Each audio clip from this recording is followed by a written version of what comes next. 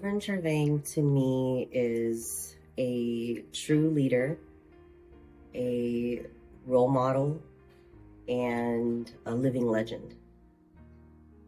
Everything that he is, his being, his actions, his way of life, from personal family life to spiritual leader to anything professional, is a beacon of light. It shows how resilient he is, and it proves that he has divine calling to do what he's doing. He has been a light, not just for myself, but to so many others.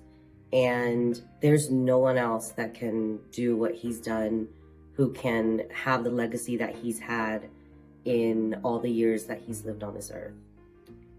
Being Hmong and seeing how much love and compassion he has for his people, it shows me that our community, as small as it is, there is somebody that truly knows God, has God, and lives with true love for his people.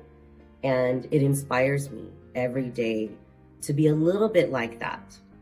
Those are very, very big shoes to fill that I am just thankful and humbled that I am living in a time where he is still alive and that I get to witness the legacy that he's building and that he will leave behind.